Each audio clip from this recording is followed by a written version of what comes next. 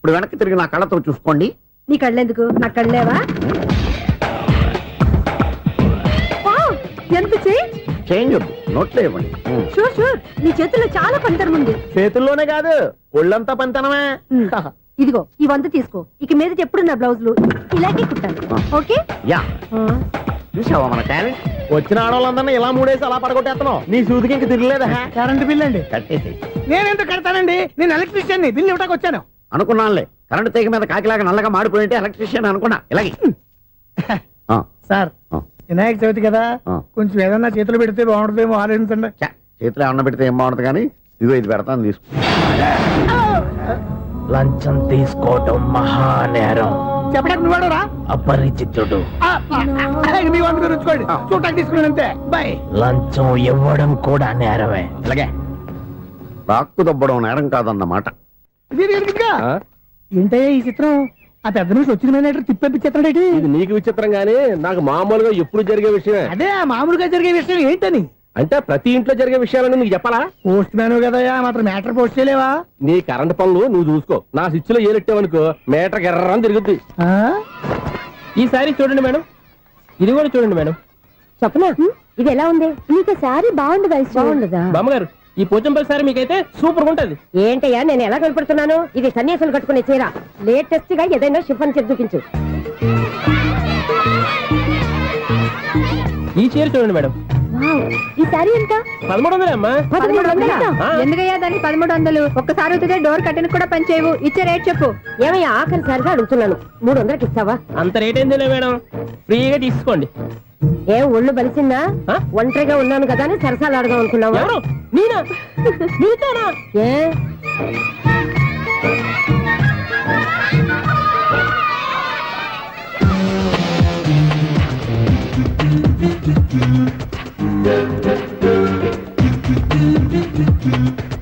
ఈ సారీ చూడండి మేడం. ఈ చీర చూడు, బాగుంది కదా?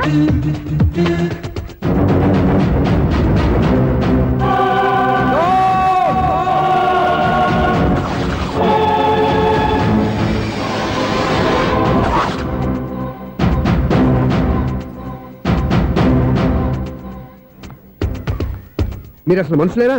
ఇక్కడ ఇంతమంది ఆడవాళ్ళు ఉన్నారు, అక్కడ పసిపిల్లాడు బావిలో పడబోతుంటే ఎవరు పట్టించుకోరా? అయ్యో పిల్లాడు ప్రాణాలు పోతున్నాయని ఎవరు పరిగెత్తరా? చీరలు బట్టలు కొనుక్కోవచ్చు, తప్పులేదు. కానీ పిల్లలు ఏం చేస్తున్నారు, ఎక్కడున్నారు అని గమనించాల్సిన అవసరం మీకు లేదా? నేను ఒక క్షణం ఆలస్యంగా వచ్చుంటే మీ బట్టలు అతని ప్రాణాలు రక్షించేవా? మీ చీరలు అతని ప్రాణాలు పోసేవా? ఒక నిండు నూరేళ్లు బతకాల్సిన ఓ పసివాడి నిండు ప్రాణాలు ఒక నిండు బావిలో పడి. ఏమైంది అంకుల్?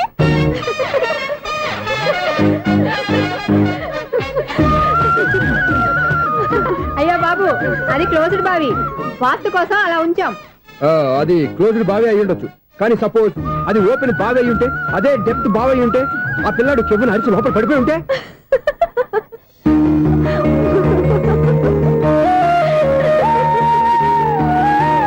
నవ్వడం కాదు, అందరూ ఆలోచించాలి. నవ్వడానికి 1 నిమిషం చాలు, ఏడవడానికి 1/2 నిమిషం కూడా పడదు. ఆ ఏడుపు ఎన్ని యుగాలు వెంటాడుతుందో మీకేం తెలుసు? Fantastic dialogue. ఈ డైలాగ్ నేను సినిమాలో పెట్టుకోవచ్చా? తమరెవరు? ఇన్సల్ట్. నేనెవరో తెలీదా? The famous film director Sunil Leela Bhansali. Sunil Leela బన్సాలా? ఆ పేరు ఇప్పుడు లేదే. ఏదైనా డైరెక్ట్ చేసేగా తెలియటానికి. నేను చెప్పేది ఫ్యూచర్ లో ఫేమస్ డైరెక్టర్. బొందలే. మీరు ఏం మాట్లాడుతున్నారో అందరికీ అర్థమయ్యేలాగా పెద్దగా మాట్లాడుకోండి. మీరెవరు సార్? ఎవరో పెద్దగా రిపీట్ చేయి. మీరెవరు సార్? ఇప్పుడు అర్థమైంది నేనెవరా. ఆ మాట నేను నిన్ను అడగాలి. సార్, నాకు యూబీ గ్రూప్ ఆఫ్ కంపెనీలో అసిస్టెంట్ మేనేజర్ గా జాబ్ వచ్చింది. ఉండటానికి ఒక ఫ్లాట్ కావాలి. అర్థమైందా? అద్దెకి ఫ్లాట్ కావాలంట. ఎందుకు వస్తున్నా నాకు ఏమైనా చూడనుకున్నావా ఏంటి? ఆ మాట నువ్వే పబ్లిసిటీ ఇవ్వక్కర్లేదు. అచ్చరే, ఇంతకీ నువ్వు బ్యాచులర్ వేరా? అవునండి, నేను బ్యాచులర్నే. బ్యాచులర్స్ కి ఇక్కడ స్థానం లేదు, ఫ్లాట్లు లేవు. ఫ్లాట్స్ లేకపోవడం ఏంటి? బ్యాచులర్స్ అంటే అంత చీపా? ఆ మాటకొస్తే మన పాత ప్రధాని బ్యాచర్ కాదా? పక్క రాష్ట్రంలో ముఖ్యమంత్రి బ్యాచర్ కాదా? ప్రెసిడెంట్ బ్యాచర్ కాదా? ఈ ఫ్లాట్స్ లో ఈవిడ బ్యాచర్ కాదా? పెళ్లికి ముందు నువ్వు బ్యాచర్ కాదా? ఆయన ఇప్పటికీ బ్యాచులరే. బాగా చెప్పావు. ఈ బ్యాచులర్ కి నేను ఫ్లాట్ ఇవ్వను. ఇడిచ్చిందంటే రాఘవేంద్రరావు లాంటి డైరెక్టర్ కి, జంజాల్ లాంటి రైటర్ దొరకవు. 10వ రూమ్ లో ఉంది కానీ లగేజ్ అక్కడ తీసుకురా.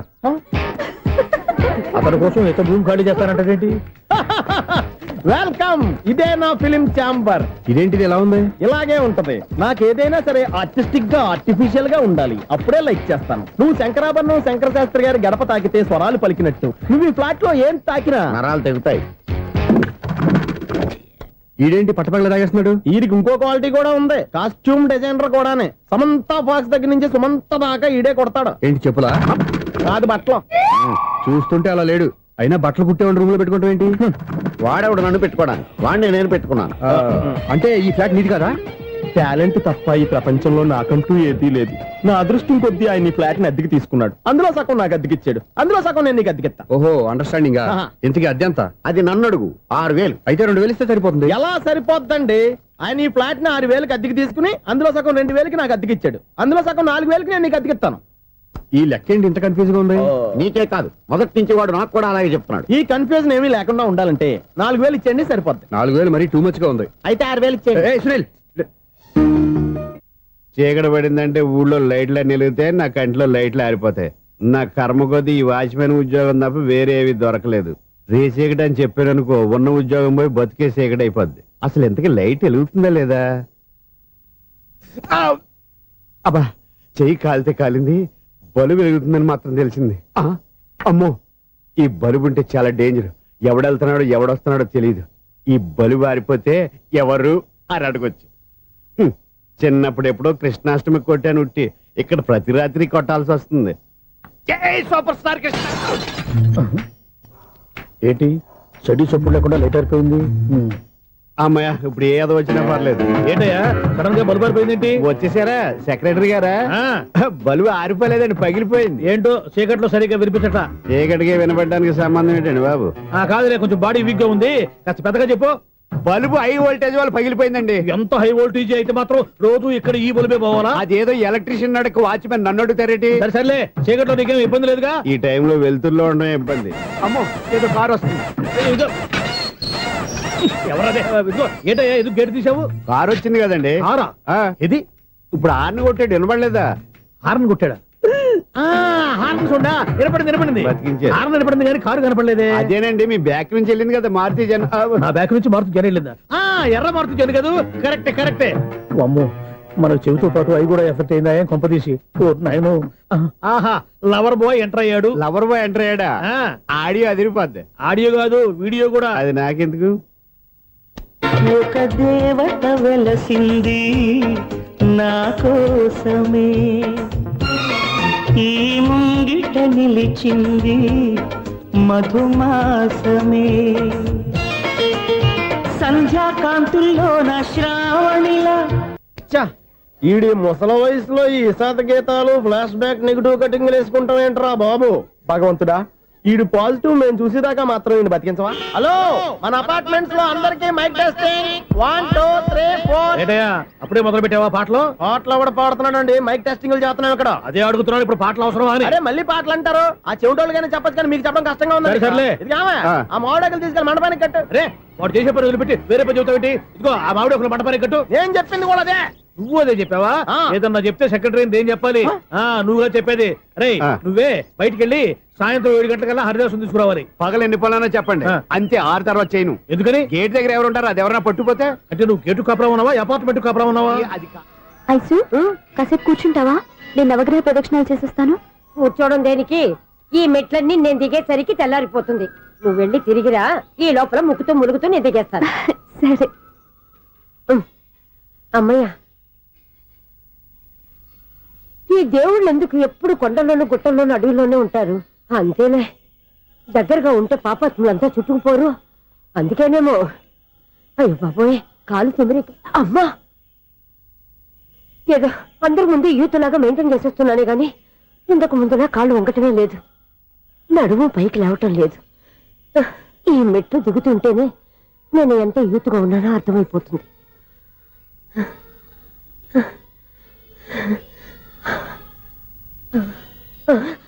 అయ్యో బాబాయ్, ఎన్ని మెట్లెక్కి మళ్ళీ దిగొచ్చానా?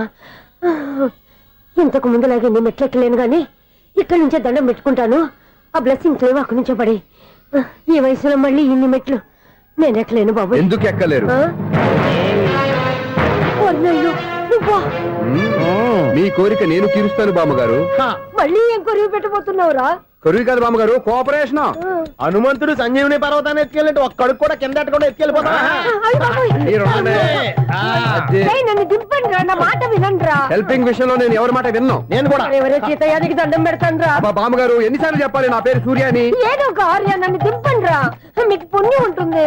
మధ్య దింపేస్తే మాకు పాపం వస్తుంది. ఒరే మిమ్మల్ని మెట్ల మీద నుంచి తోసేయ్యా, నన్ను వదలండి రా. చూసావా బెదరు, పండు ముసలి కదా అని పందిలో మోసుకెళ్తుంటే బోసులో వేసుకుని ఇష్టం తిట్టేస్తుంది. బామ్మగారు నోరు మూసుకుని రామారామా అనుకోండి. నోరు మూసుకొని రామరామని ఎలా అనమంటావు?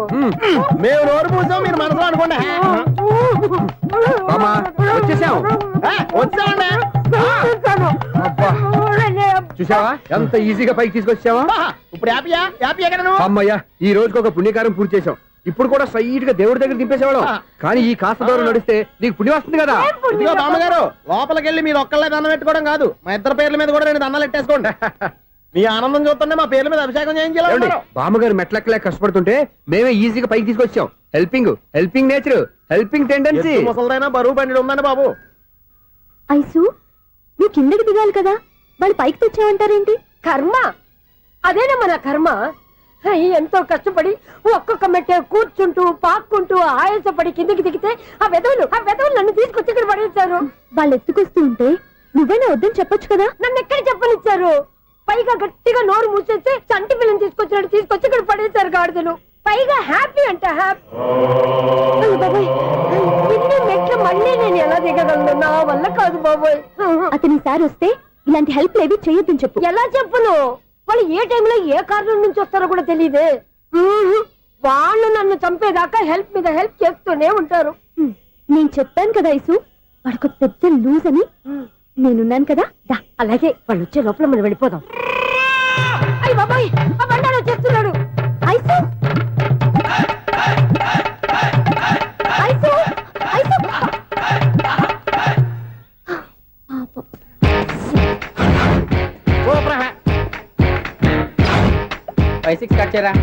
కృష్ణ రెడీయా? Ready sir. అసిస్టెంట్ డైరెక్టర్ అంతా ఎక్కడయ్యా? ఇక్కడే ఉన్నాం సార్. వెళ్ళి హీరో గారిని పిలవండి అయ్యా. అలాగే సార్. సార్ మీరే ఆడాలి sir. Short ready sir. Joker వచ్చాడండి సార్. Short ready sir. ఏంటి చెప్పింది చెప్తావేంటి? ఏదైనా 2 సార్లు మేము చెప్పాలి. 30 years ఇండస్ట్రీ ఇక్కడ. వెళ్ళి వస్తాను. Okay sir. ప్రతి ఒక్కడు అసిస్టెంట్ డైరెక్టర్.